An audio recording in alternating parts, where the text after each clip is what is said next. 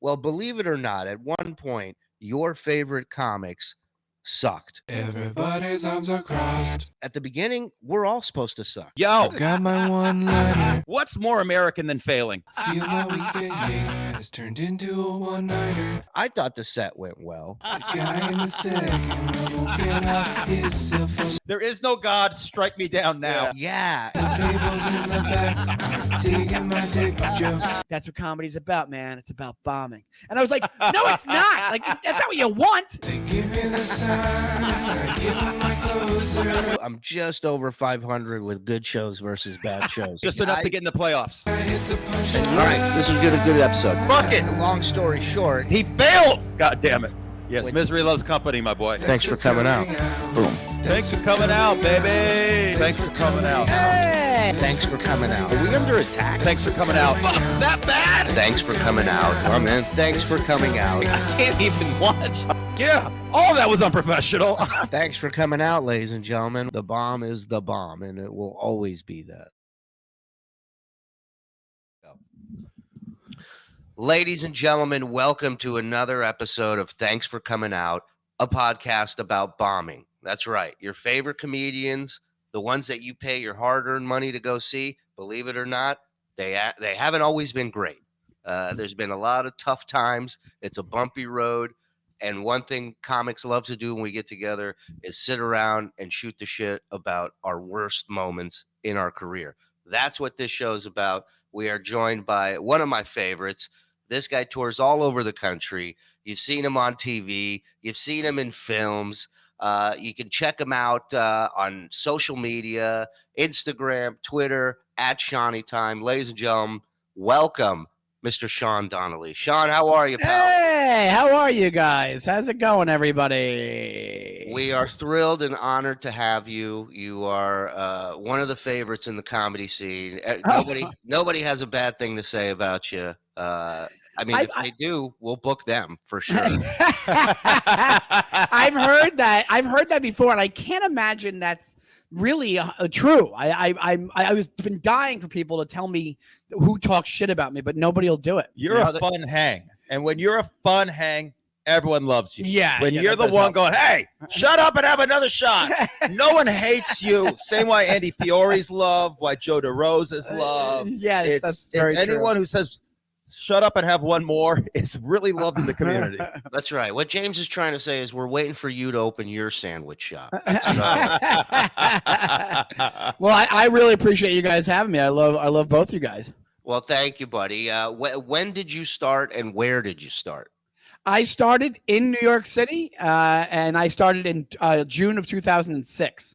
And that's when I went up to my first open mic, and I just kept going from there. In full disclosure, a year prior, I did one open mic, but the next one I did was June 2006. This is crazy shit. I got out here with you March of 2006. I probably bumped into him that summer, probably a month or two after, and Sean carried himself, and not in a bad way. You telling me you didn't start till June of that year?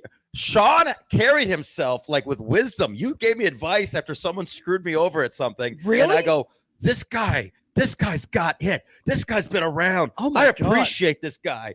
And now it's insane. You've probably been doing it weeks. What you were telling me. I'm horrified because the audacity of me to do that. At the Village Lantern, someone fucked me over or something, and I was really pissed off on a Saturday afternoon gig, and you're like, what do you care? It's a bunch of shit. This business is crazy. I love the idea. I love the idea of Sean, waxing. But let me tell you about the industry, kid. And he's sitting here lecturing you, and then he's like, "Oh, you guys need puke cleaned up?" I got it. He's got 5 mics under his belt. I didn't know. I just got finished barking for the show, and I'm like, let me tell you about show business. I thought that you'd been doing this for years. And wait, did I really say this business? I was very insecure when I first started. But you had such a control of shit. It was unbelievable.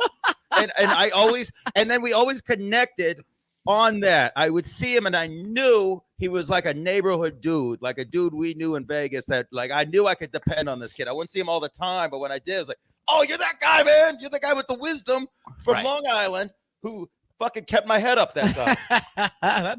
I'm glad to hear that. But you know what's so funny is I must have been faking it because I was petrified. If it was right when I first started, I was absolutely petrified. And I was barking and I was doing mics at the Village Lantern at that time. Okay. And that's one of the stories I have when we get to that is from Village Lantern, because that was a magical place for all of us starting out. Oh yeah. And I want to let people know when he says barking, basically when you start out, you have to earn your stage time by selling tickets on the street. What essentially is a face-to-face cold call.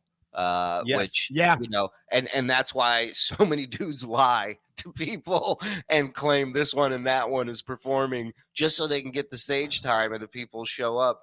But it was, I remember having to do that in Vegas, James, when we would sit there and we just tell people, oh yeah, these guys been on HBO, Showtime, and then you walk out and they're like, that's the fucking guy who handed me the ticket. The fuck. Well, there was a guy, you probably remember him, James. Do you remember Zach Rainier? Remember Zach? He was a guy he was an okay comic. He tried really hard, but he was an absolute amazing. He could fill the whole room. He was such a good barker. He was an amazing barker. Who was that pitch man who died of coke? Billy Mays. Yeah, he was kind of a Billy Mays of getting people. Shuli, there should be a Last Dance in 10 parts on this kid as a barker. I mean, he was the absolute goat of barking, and he worked his way. I thought he became a very good comic. I think he had a reputation where people gave him shit, and he worked his ass off. All he wanted to do was get good. Yes, he did. He was a good guy, or he still is. I don't know where he is. Could bark a motherfucker. He could sell this show, which is our show, to us right now. Like, that's how crazy it's an amazing skill, number one, and number two, you're also learning crowd work when you're out there talking to people and you don't even realize it. So while it's embarrassing and deflating at times, it's essential. It's the circle of life in this business, right? It's like how guys get their feet wet, man. It's a necessary evil from when you start. You don't want to, I guess, put too much effort into your barking because you want to put effort into your comedy. But sure, you're right. I never really thought of it that way. You are gaining the cold audience skills. Like if you have no problem talking to somebody randomly on the street, imagine what you can do going up first on a show or hosting a show or whatever it is. Not only that, imagine convincing someone to do something that night that doesn't even have a full grasp of the language. Like you're communicating across barriers that, you're finding something mainstream in this conversation that you don't have to be from here to get, right? Like a joke, that a topic that's important to you, you got to mainstream it up so they can follow and join in on it. Yeah, absolutely. So that guy, I don't know if I don't think he still does stand up. I haven't seen him in years. Time. Nice guy. And he was just an absolute amazing. He would fill the room. And after that was like the last time I'd see him on a regular basis. So he probably did get really good because he was a really hard worker. He was a really hard worker. And not only would he fill the room, it would go from like 2 people. The show would be at 7. It's 6. I'm not bullshitting. It'd be like 6:55. And you'd be like, well, I don't think we're going to have a show. 6:56, it packed like a whorehouse on freebie night. Just unbelievable. The server who's bitching, I can't make no money. And next thing is throwing her hands in the air. Yeah. Fucking, oh my goodness gracious. Doesn't know what to do. In the Lantern, which was back then a basement, I can't speak of it with enough romance and equal parts horror. If you weren't there, you missed out. The stage was in front of the bathroom. People would walk by you to go to the bathroom. There'd be people hooking up inches from you behind the wall, and you would smell everyone's anus. Everyone's anus and everyone's asparagus you could smell while you're on stage struggling, probably I'd say 60% of the time. But the mics there, or one of the mics there on Wednesdays, was an example of why mics are so important, because Zach would help out with that mic. It would be half comics, half audience. It was, and if you did well on that mic, I remember getting real bar shows from that. Like it also could have the feeling of a real show when there was enough audience in that room. Oh yeah. And this guy Steve, remember Steve Rosso? Yes. Who at the same time he worked for CBS and he was doing comedy. I forget what he did for CBS, but he doesn't do comedy. He hasn't done comedy in a long time. Really nice guy, but he ran like his mic was like almost a show. Like it almost like Pinocchio almost becoming a real boy. Like it was. Look, Papa, we have 8 audience members, Papa. And then, but sometimes they go bad, and you're in the fucking belly of the whale, baby. Oh yes, and that's the other thing. It's like, but you're also in this horrible situation where you're the piss smell is coming and wafting into the room. And I remember bombing there one night, and just this one joke just went. It was just silence, and you just hear the toilet flush. I have What a metaphor for life at that point. Really, at that moment, yeah. I used to bark. One of the barking things I did. Well, the only barking there I did was for Colin Kane of all people, who's kind of like legendary in his. He divides and he has buddies and he divides random comics. Anyway, who knows what his deal is? But these days, I haven't seen that kid in years as well. But I was 6 months in. I was barking there, at the Village Lantern, and there was one time, but it actually was a pretty good deal for barkers because most barking that's done, I think, when would they throw you up? Like most shows, they don't throw you up. It would be like towards the end. He would go up and do a half hour and then put you on after him. But for some reason in this room, he wouldn't say he was the last comic. So it wasn't like, hey, we have these 2 barkers. He would just go and they bring out the barkers.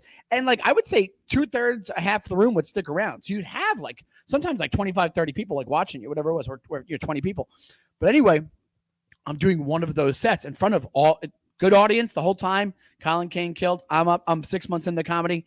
And it was so quiet. I was bombing so bad that I heard a guy turn to his friend and whisper, "This guy stinks." Like he was trying to be polite. Like he was trying to do the right thing. And I was so bad that it was like I'm getting heckled by default just because it's so quiet.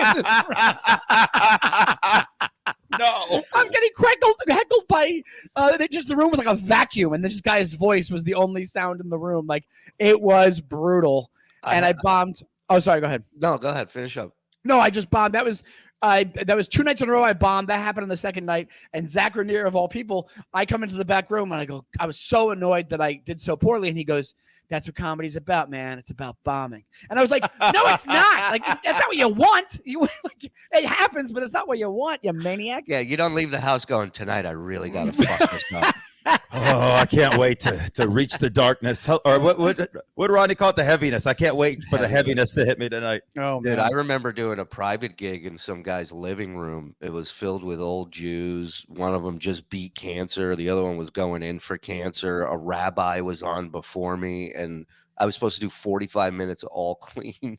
And I'm just literally bailing on jokes halfway through because in my head, I get to the end and I'm like, oh, I can't say cunt in this living room, So I just remember one joke bombed so bad that this 14-year-old kid was sitting to my right playing, his fucking Switch or whatever. And it bombed so bad, he didn't even pick his head up. He just went, and he just kept playing. I like that kid. Like that kid. Yeah. He got it. Like he did. Like that's similar to what I just said. Like where it's like he's just like, hey, I'm just gonna be horrified in my own head about what's going on in this room. Oh my god, kids don't care.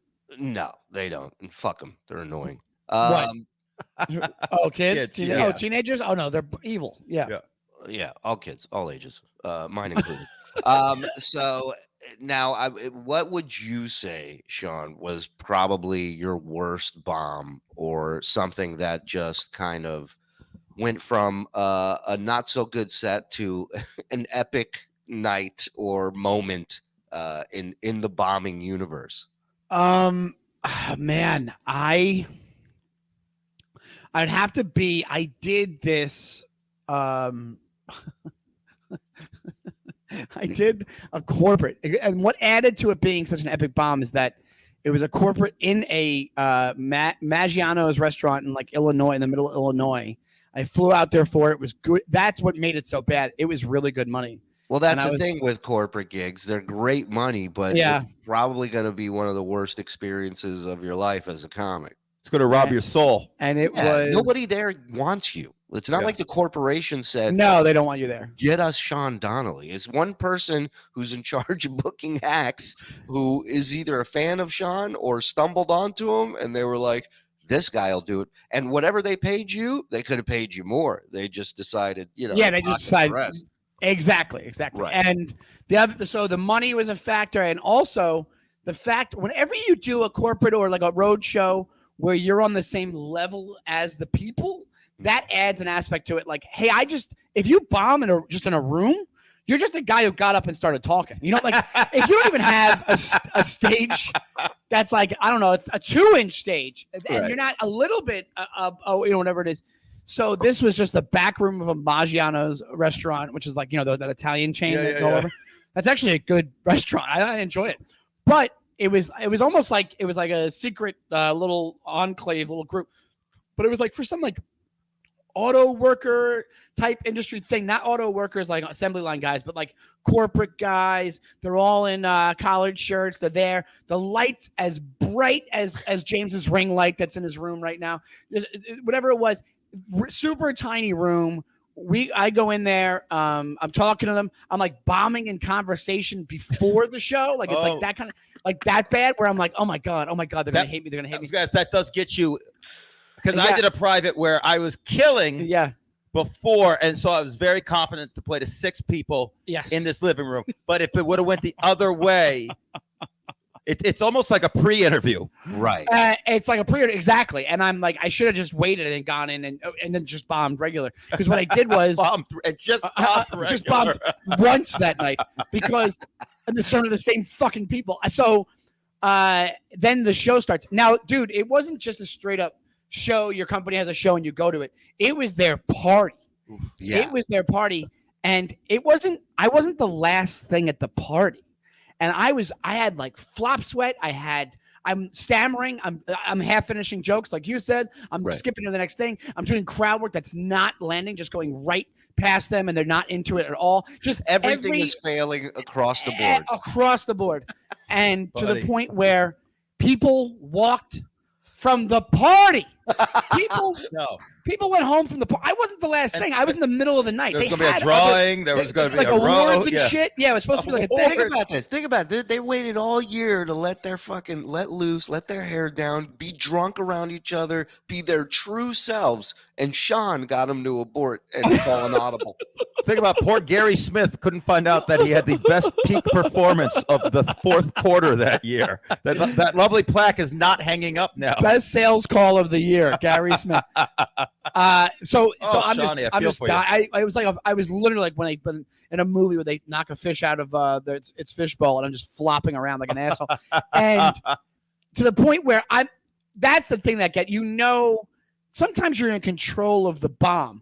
When it goes off the rails like that, and this isn't that long ago. This is like that's the other thing where you're like your body temperature is dictating your confidence level and whatever it is. So I felt like I was like performing because they're all just like putting on. It was like wintertime. They're putting on their coats in this room while I'm still going, and it felt like you were like doing like your parents had company over.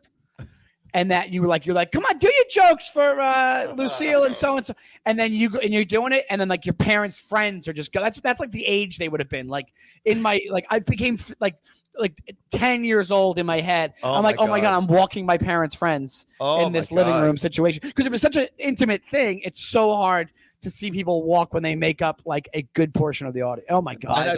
By the way, walking people in the wintertime is so much worse than the summer. Because you have to sit there while they put on all these layers. Yes. And you're just like staring at them. You're just like, you couldn't do that in the hallway, fucker? It's like slow motion, I bet, too. They're probably one sleeve feels like 4 hours. Oh, 100%. Oh, yeah. It was like a John Woo movie. There's doves coming out of the jacket.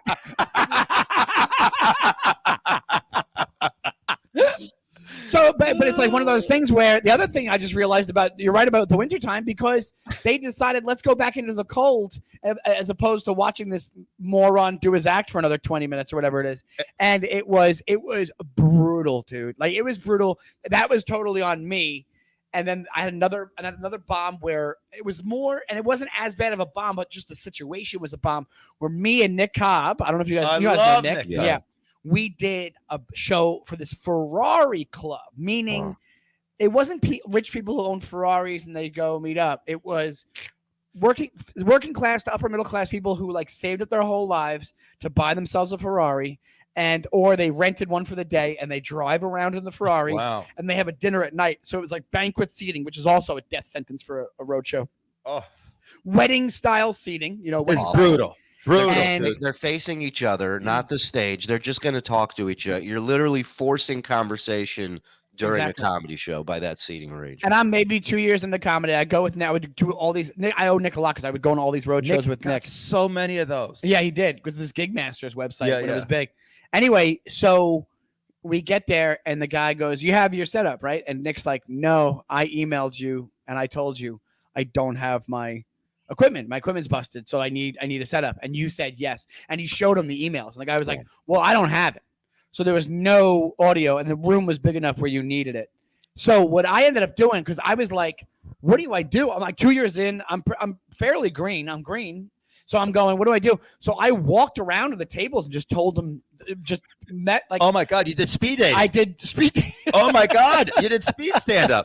So my mother came into the house the other day. You know what she said? Yeah, and in my head my 2 year into comedy head was like, I didn't do that bad, but thinking back, I'm like, I ate my dick. I imagine it like combination of like Donahue and stand-up comedy. Where you're just like, who works out? And some guy over there, you're like, hold on, and you just start running over to his table. Oh my God. What's your joint, sir? You're out of breath and shit. Oh my God. But that's the thing. Like we need the gig so bad. We need the attention. We crave getting better, that really turning down or bailing, it's just not an option. Like we are the firefighters running into that burning, bombing building, man. We really are. We see it coming a mile away. I just don't understand the thought process of these people thinking that it's going to work. Like, know your group, know your friends, know what's going to if they're going to be okay with comedy, because especially if you had it before. Because remember, a lot of these road shows you go on, and they go, we have it every year, and it's like, so it's bad every year. Every year, I've said this before. I was booked at a show that I swore I'd never go again. I had no idea they booked me the next year. I didn't realize it was the same one. And it was so horrible. It's just what's the definition of crazy? Doing the same thing over and over with the same results? Insanity. The definition of insanity, right? Yeah. Well, I had a festival that I did one time. They only did it one time. And I made sure that I wasn't going to be asked back because it was ran so shitty. It was called the Meadowlands Comedy Festival. Oh my God! Oh, buddy. Was it just at the track? No, it was just in some fucking bar restaurant in Jersey somewhere. It had nothing to do with the Meadowlands. And the guy, horrible name. The guy comes in on a horse. The guy guy's dressed up like LT. The stage is over half his body. Right? It's booked by Mark Bavaro, everybody. Stop it. No, so the guy guarantees me money, and I'm like, okay, so I don't have to worry about promoting an audience and all that shit. That's fine. He wants me to close the show. I said, that's fine. I get to this thing. It's like 12 people. Right away, he goes, listen, this woman brought 8 people. Do you mind if she goes on before you go up? And I go, how long has she been doing stand-up? Because I already knew the answer. If you got 8 people to come out, you're not doing this a long time. Right. The longer you do this, the less your friends come to support you. They've seen you through the stages. They're tired of it. But a part of it is also, at least she brought the 8, because you would have had 4 if she wasn't. Yeah. Right. So my thing is like, I know it's not going to go well, but it's not like my set's going to go well either. So yeah, well, who cares? Yeah. So I let her up. She goes up. She's terrible. And then while she's up, the booker comes to me and he goes, listen, I took a real hit with the No. tickets, and he goes, I'm not gonna be able to pay you the guarantee. And I go, well, then I'm not gonna go up. He goes, well, you gotta go up. I said, well, then you gotta pay me. He says, well, he goes, what do you want me to do here? I'm gonna lose my shirt. I go, that's not my fucking problem. You're the Yeah. promoter. My job is to go up there and be funny. That's what I'm ready to do. He goes, if you just would have sold a few more tickets. I go, I'm not promoting this show. I'm not selling tickets. You are. And Right. and he gets me the money. And I go up, and my opening line was, I go, welcome to the first and last Meadowlands Comedy Festival. And then I trashed him and the festival for 10, 15 minutes. And Oh my God. her and And her 8 people left in the middle of my set. And I'm just like, hey, you suck. Have a good life. I'll never see you in comedy again. I was so mad. And then 4 years later, she started booking the comedy. yeah, right, exactly. You know She's- her as Jessica Kierson. I'm kidding. I love Jess. No, but yeah, so it's like these hell gigs that we know are going to be brutal. We can't turn them down. It's in our blood. It's in our DNA. And yeah, I mean, what about like this? I love talking to comics about. Do you remember any jokes that you look back on that you did early on that you're like, what, that was fucking terrible? Like, what was I even thinking this was going to work in some way, shape, or form? I had one that was like the punchline of it was a joke about, it was so bad, it was early on, it was a joke about the culture of the office, like that. I found out that was a phrase, the culture of the office, and I don't remember it verbatim, but basically the punchline was, that's why I only like to work with white people. Wait, what? Wait, what? That's, well, they say that, I think it was supposed, the joke, the point of the joke was supposed to be like, I'm so white, that's why I have to work with white people. But Right. like I'm talking months into comedy. So the whole idea was a play on like the phrase, what's the culture of the audience? So that means I can only work with white people. Like that was supposed to be the thing, but it just comes out like me saying I only like to work with white people. Oh my God. And that was very short-lived, but that's the only one that I remember being like a disaster. And then I had that one, and I found out it's been done so much where I said, they say, don't dress for the job that you have, dress for the job that you want. So I showed up to work dressed like an astronaut. And then even an open mic level, they were like, yeah, 4 different comics do that joke. No. Yeah. Like 4 different comics that like, and then one of them was remember Rob Paravonian? He was the guy they told me did that joke. I don't know, he was a guitar guy too, and he had that joke. Oh, that's gonna sting more. Yeah. When a guitar guy is like, hey, that's my bit. You're like, fuck it. What else do you want? I'm not gonna have anything remotely. Do I wear the same clothes as you? I'll burn the shit. Nothing worse than going, Jimmy McFingers does that joke in his banjo set. Yeah. While he has his arrow hat on. I had one that I look back on now, and I'm like, I must have been so high thinking this was funny. But I used to do this line where I go, I wish Lou Ferrigno was my dad. So when I'd get in trouble, he'd go, you're grounded. Do you hear me? And I go, I don't give a fuck. Do you hear me? Couldn't, because he was deaf. And everybody's always like, huh? What? They wouldn't get it. Yeah. And then I was so new, I'd be like, you guys are fucking stupid. Like, yeah, it's their fault. It's always that. But it's also a thing.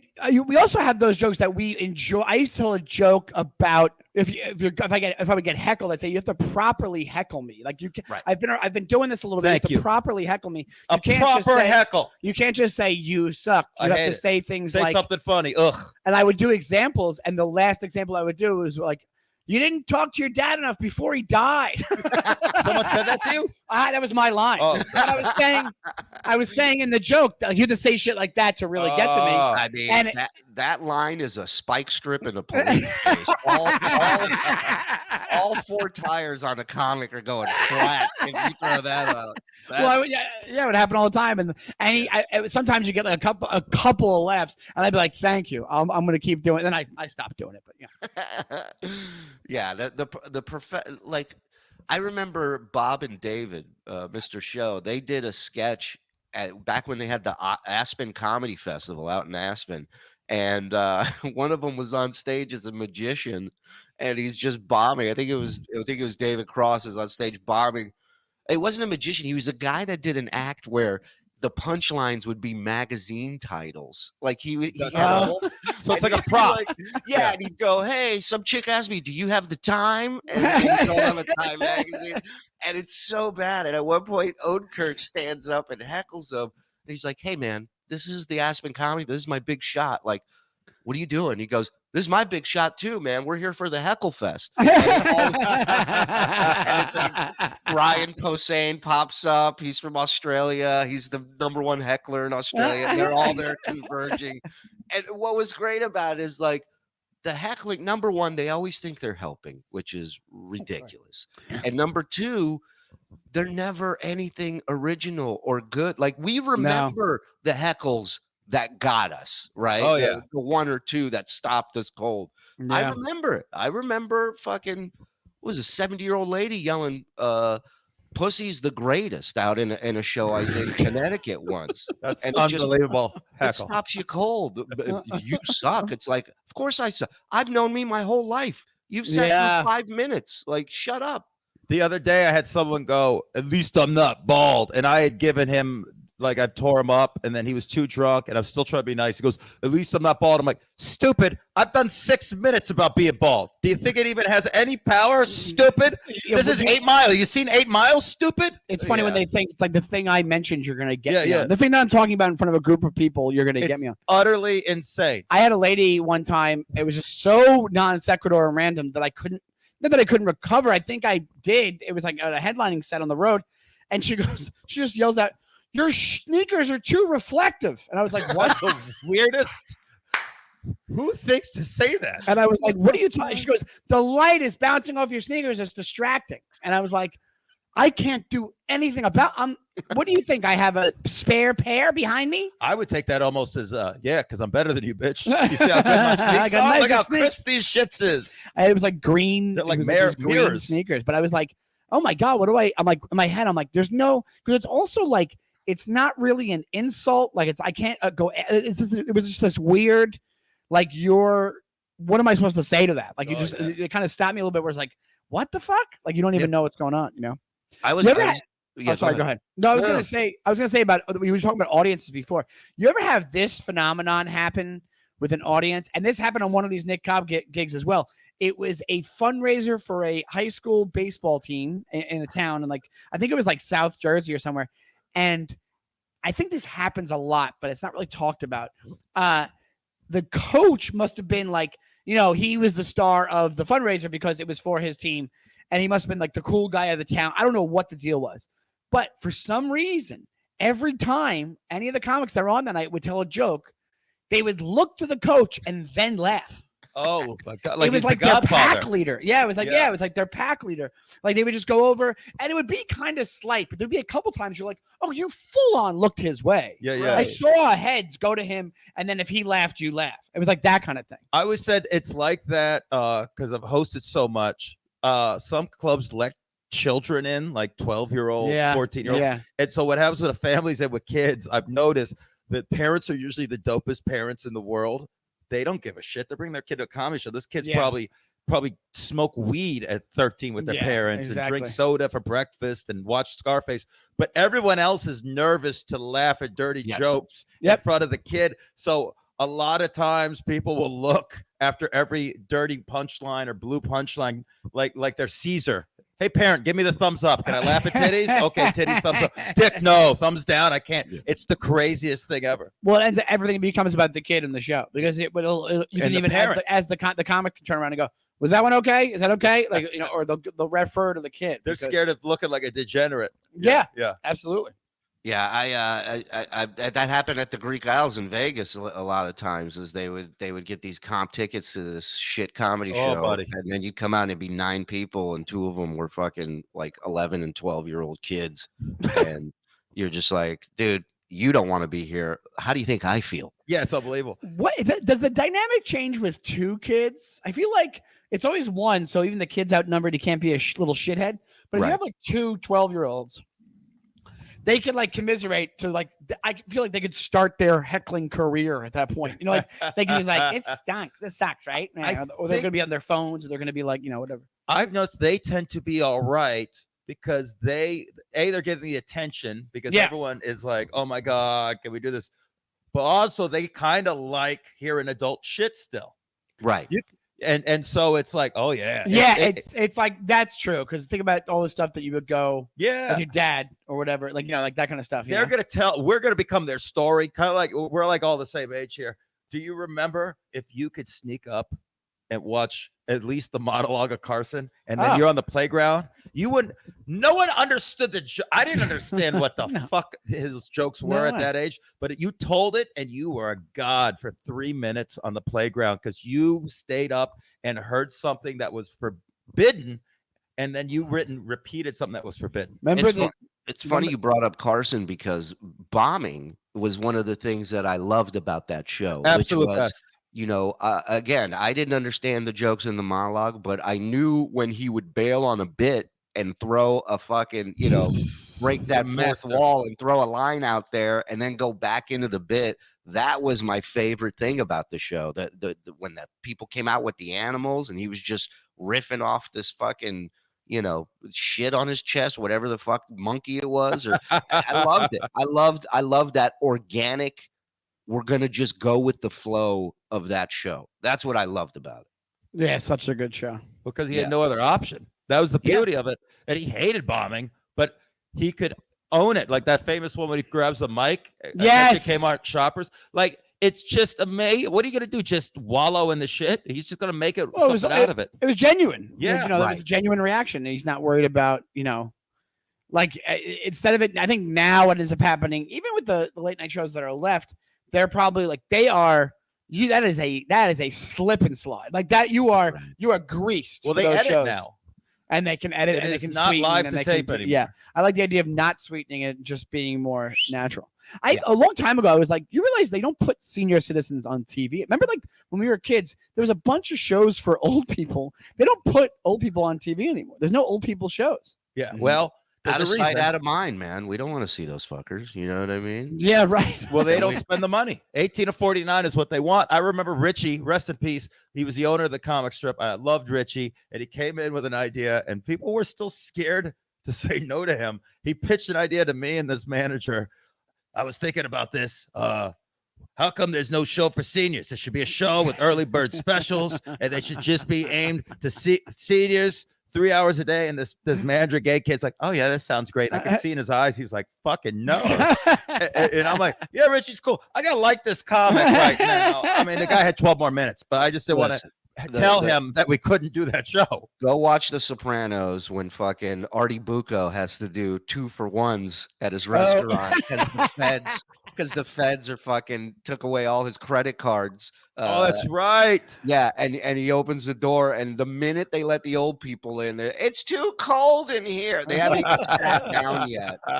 It's like Jesus Christ. They do old people so well on that show because even like Paulie's mom is such an old lady. Oh, I'm halfway through season 5. I've been rewatching when spoiler alert, everybody, of a show that's been off the air 15 years.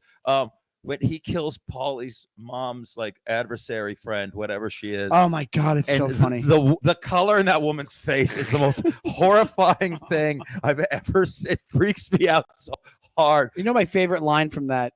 Oh, there's so many. My favorite line from that show, one of my favorite lines, is remember when they go to John's daughter's wedding and he asked Tony to kill, he goes, the little guy, Rusty. Remember Rusty? Yeah. I watched that episode with this guy right here with Shuli. I watched this episode. And then he goes, back over to Christopher and whoever else. And he goes, he wants me to get the little guy. And he goes, really? And then Christopher goes, isn't there a thing where like you can't refuse his request on his daughter's wedding day? And he goes, no, it's the other way around. And Christopher goes, you should ask not to do this.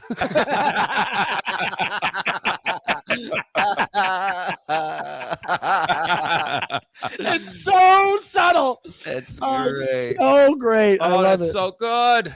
My favorite line probably, and there's so many, but the one that always makes me laugh is just Paulie, just a throwaway when he's just Tony's not feeling good and he goes, T, Want me to go to Baja Fresh for you?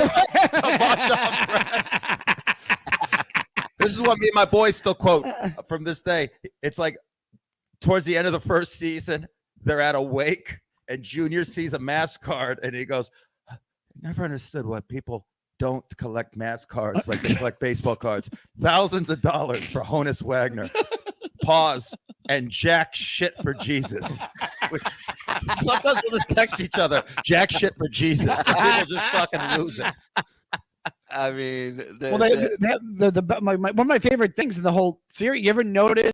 Did we talk to you guys about this? Where when they do the intervention for Chris, Just watched it. You So just watch great. it. Oh, When Tony my- finds out that he killed the dog by sitting on it, snaps. and what does he say? He goes, "You suffocated that poor dog. I should suffocate you."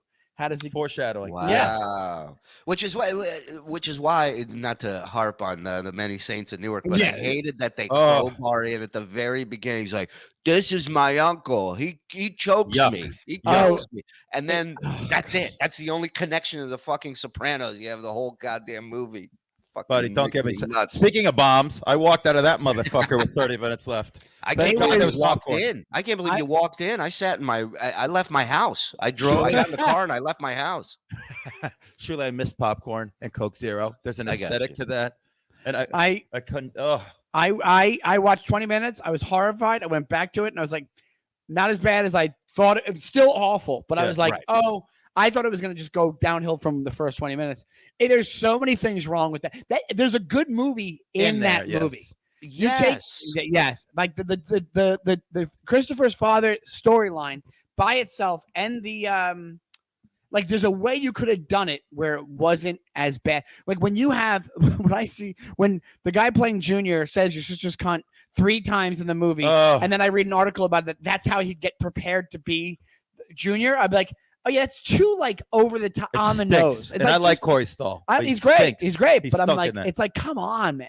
Well, Like, you're what are you turning it into get or done, is Yes. what you're doing. Yes, you are. Exactly. And also the final moment, which we, Right. we I don't want to spoil it for people. but, like, it doesn't matter. That movie spoiled the Doing minute him the a favor. credits fucking run. Yeah, they spoiled it by putting it out. Jesus Christ. The Pinky thing with Oh, the my Sopranos theme God. playing is the exact thing you shouldn't have done in this movie. Right. If you were going to make a parody of The Many Saints of Newark, that would be the ending of the parody. Yeah. Pinky. Also, you have the Pinky swear thing between him and Dickie Moltisanti. They do it once in the movie.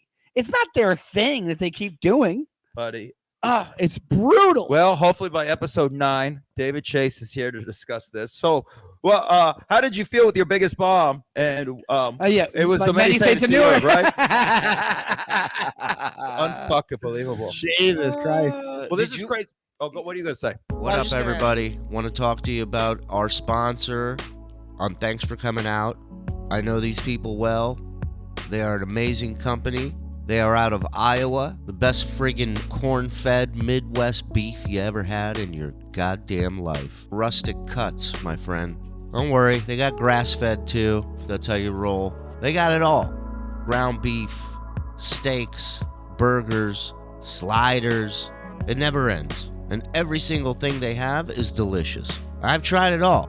And you don't have to be locked into buying these big packages. You can pick whatever you want from their website, rusticcutscb.com. That's rusticcutscb, like cbradio.com. You go on there, you pick out whatever meats you want, you type in the promo code Shuli, you get 10% off your order.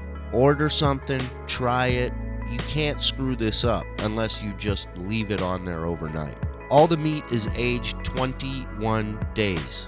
You know what that's going to cost you to get at a steak place? Night on the town, babysitter, parking. Forget about it. Order it. Get it right to your door. Make it yourself. Feed it to the missus. And when she tastes this meat, deal closer, baby. Mariano Rivera coming out the bullpen. It's a wrap. So check out Rustic Cuts.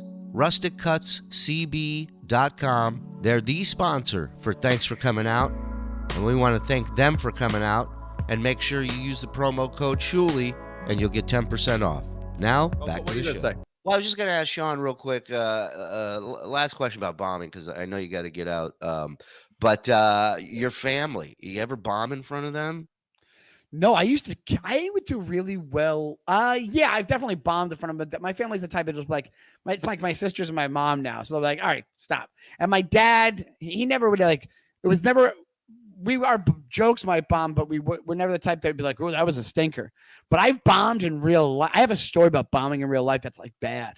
Okay. But it's like in a real life moment. I went to Manhattan College for a year when I was like right out of high school.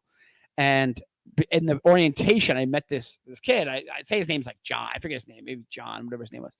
But we became close during orientation. I'm like, oh, cool. I made a friend, whatever it is. And so the regular school year comes, and this kid just like ghosts me, like ignores me, like cold shoulders me. And I was like, that was kind of lame, whatever it is. So cut to the following year. I am visiting friends of mine that still go to the college, and we're looking through. It's my friend Randy, my friend Tim, and we're looking through Tim's Tim had like a random photo book from the year prior, and I'm like, oh, let me see if I'm in here, and he's like, oh yeah, there's a couple of pictures of you, and we come upon a picture of that kid John, and right away I go, that kid's a dick, and my friend Tim goes, that's John so-and-so. He was my lab partner and best friend here. Over the summer, he fell off a cliff and died. Oh, my God. No. What pushed him over? Karma for being a dick? Oh, my God. Exactly. And the funniest part about it, my friend Randy, who's one of the funniest people I've met in my life. He's one of those like guys who never became a stand-up, but is like amazingly funny. Yeah. And he thought I knew about that cliff thing. So he goes, the minute I said that kid's a dick, he goes, like he just like one of those like worried laugh things, like one of those.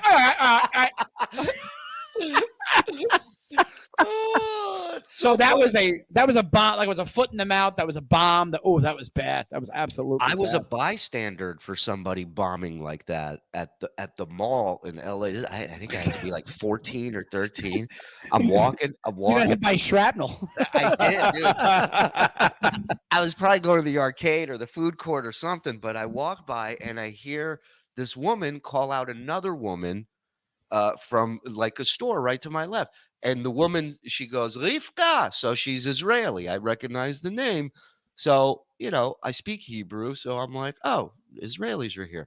And then I hear her yell to her. They're not even close yet. She asks her in Hebrew, how many months along are you? And the woman goes, I'm not pregnant. Oh, no. And I literally was like, oh, I'm like, I'm the only one who understood that. Oh, my God. Like, oh, this is phenomenal. It was so brutal. A real life bomb. It was the super Jewish version of the Brian Regan bit. Yes. How many is, how many, what does it say? What's the bit again? I don't remember it. Oh my God. Oh, when he goes, when's the baby due? Oh, yeah. And you can hear the word baby coming out of your mouth. When's the baby due?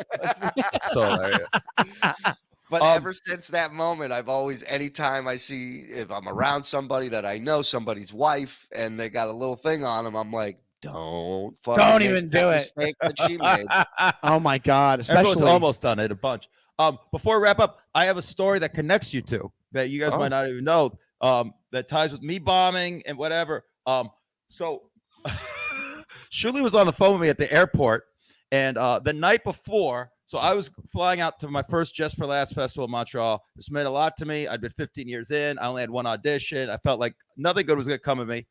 But the night before, I was doing warm-up on a TV show for VH1, which is hosted, I forget the dude's name. He's like a teacher at like some great college. He's this unbelievable professor. And it's an hour of Real Housewives and blah, blah. Love and Hip Hop 17. It's just scandal, horrible shit. The first week went fine. The second week was an absolute nightmare. And I had a ticket with my then roommates, Greg Stone and Anthony DeVito. And I was supposed to go to a festival, a music festival. I haven't gone in a long time. Sia was there, Run the Fucking Jewels. LCD had gotten back together. I'm like, this will be great. I couldn't get rid of the ticket, but I couldn't turn down the warm-up. So I ate like $250. I'm getting paid $400. Oh, man. I bombed so hard. No one makes eye contact. I got introduced to the head of VH1. So they were like, this could be a beginning of something. She doesn't want to see me. I'm like leaving. I'm like, I'll be gone next week at Montreal Festival. Like thinking that would help out. And if you need me, give me a call. I knew there wasn't. I go home. I'd been like starving myself and not drinking for a week so I could be like fucking thin and whatever for this thing for the week of doing warm up out there. I go and have a couple drinks. I bump into McCaffrey and Yeah. his wife. They were at the concert. Yeah. It was great. And then I feel bad crying about going to the festival the next day because I'm getting fired from the gig. And Kevin's like, I haven't gone, Jay. And it felt like a dick. And then I'm like, all right, I have to get up in a few hours. I went to get Ben & Jerry's. I dropped my phone, spider webs. I now have to go to Montreal for the whole week with spider webs. Everything seemed to be falling apart. I show up to Kennedy, calling Shuli. He's at work at Stern. And I'm talking to him about this. He's like, because this guy always, there's never been a stitch of competition, anything. It's like, if anything good happens for either of us, we're both the happiest. So he's like, Yeah. I feel fine calling him. And he goes, buddy, you're about to do this great festival. Who cares about this warm up? And I'm like, this is a sign. I'm going to fail. And then I look up and I see you. Yeah. And you have your arms out. And I go, all right, Shuli, I got Donnelly. I'll talk to you later. And then I tell him, he's like, what the fuck do you care about warm up? He tells me stories of warm up. We go to, there's a Canada's, the Air Canada Blue Lounge or whatever. Yeah. Where you could get a goddamn beer at 7:00. And I had 2 large beers a burger and at a beer place. Yeah. And we were relaxed. And I ended up having a good week. But part of it is because I had both of you calm it. It was the universe's energy of having you both go, why do you care about this small potato shit? Right. And you being the calming person you are, Shuli, and then this warm motherfucker who's just like, let's just have a fucking cold beer and a burger for breakfast. So like, all right. You know, a lot of that is the fact that we know you and that we know you panic the minute your eyes open. Well, warm up is also, you want to talk about bombing, like warm up. Oh my If God. you got time, you told me one. If you want to tell the which the one was Jersey what? Shore. Oh my God. You want me to tell that? Well, before let we me go? just set up real quick. So these shows, Matt, James, explain warm up to people. So for those studio audiences, the light doesn't just go on when you see a TV show and they're just hot. Someone comes out and talks to them and does it anywhere from 3, in theory it's 5, but sometimes you get 3 minutes to do it, which is not enough time. Right. 3 to like 20, some nightmares. Sometimes you're up there an hour, sometimes you come back I and did forth. Rachel Ray. I was up there for over an hour. Yeah, you could do 1 million minutes. It's insane. And your day is 8-10 hours long. It can be. It can be. It if was you do a multiple sitcom. tapings. But the saving grace is that it's really good money. It could pay And good. people are getting a steady gig with it. They make. I'm in SAG-AFTRA because of it. Yeah, Joey Cola, Ryan listen. Reese does it now. Crab fishing's great money, but you Right, know. right. Yeah, exactly. Good point. So it can be very difficult, and especially if there's paid audiences, those are a nightmare. You think in theory they're going to be good, but they're all actors who, I'm telling you, I've been handed resumes and cards while doing warm-up in between breaks. Wow, yep. Hey, I could do that. No, you can't, stupid. Yeah. Your best gig in 2 months is sitting in row 5. They're at like this fucking thing. the career extra thing. Yeah. They have that extra scene. It's basically that. So it can be really rough. And Sean has done a bunch. I ended up getting my first job because I know Sean didn't want to do it anymore. They were trying to get you were the #1 circle on Crowd Goes Wild, and you didn't want to do it. And so they tried me and a few other people, and I ended up being the warm up. So I thank you. I mean, take whatever you want in this house. Leave one of the I'm taking your guitars. TV. Take the fucking but so you told me a story. I told you a story. This is one of the reasons. This might have put the nail in the coffin for me. I did. Here's the thing. I also, the flip side of it is I had, like, Rachel Ray was fun a little bit at times. I did the W. Kamau Bell show. That was like a regular stand-up show, and they were all different, diverse audience, and they were great. And I got fired after 2 days, but it was great.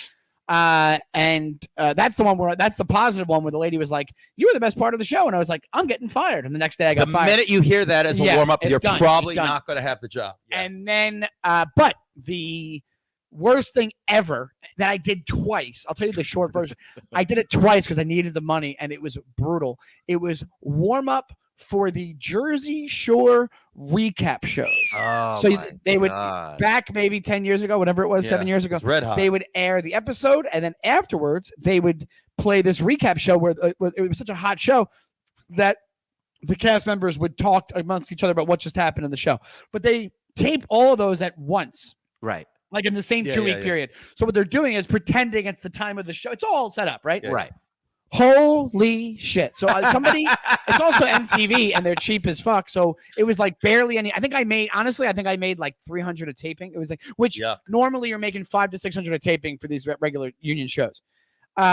and depending on the time, the SAG after a time thing, whatever it is. Anyway, it was to start off it being awful. It was in they had to do it at one of the clubs they hung out at the. So I had to drive down to the Jersey Shore. They got me a car. That was Thank cool. goodness. They get you a hotel. You go there. I show up. The guy goes, to give you an idea of how bad it was. The guy goes, the assistant director or whatever he was goes, okay, there's nobody there. There's nobody in the seats yet for the actual recap. They have the set on there. They go, okay, you can start. And I go, there's nobody there. And they go, yeah, you're gonna start, and then we're gonna walk them in, and you're gonna be talking as they are walking in. So I'm like, but who am I? It's warm up. So who am I talking to? They're like, do whatever. And I'm like, all right, so I'm doing want that. him to think of mental patients on stage, Yeah. babbling to himself when they come in. So they come in. I find out. I'm like, Jersey Shore, popular show. It's got to be fans of the show. So if I talk about that, no, they pulled people off the street, and it was friends of the people from the production company. Always that. And it was, and also there wasn't that many people. So it was a long fucking day. So I did this twice. The second time, the first time I did it was so bad. It was 2 tapings. They were there all day. Second time I did it like a jackass. They did have an audience service. They used like Samantha Black or something. They had an audience service, right? Oh, yeah. So that made it a little bit better. But they kept these people there for 10 hours. There's so many hours. They told me 2 tapings. It was so bad. I went through every person in the crowd doing crowd work with. I went through every bit I had. They would have me go on in between segments for 45 minutes, 20 minutes. It was like the longest. Yeah. I must have been out of a 10-hour day. I swear to God, I was probably on the stage 2.5 hours. I'm trying to talk to the cast. The only one that was cool was Paulie D. That guy was like trying to joke around, and he was talking to audience members. The rest of them were a bunch of dicks. So you tell me Jay Wow didn't have the chops or the or even you're telling me Vinny's not all heart, that guy? Yeah, right, exactly. That egg? Which right. When I heard he was doing stand-up too, and I heard he's a nice guy, but he was being a dick that day. So I'm sitting there going, oh my God. I'm like, what you want to talk about flops? I'm sitting there going, I'm livid because I'm like, why did I agree to do this again? It got so bad with the crowd, because then also you're being insecure stand-ups. We think this is about us.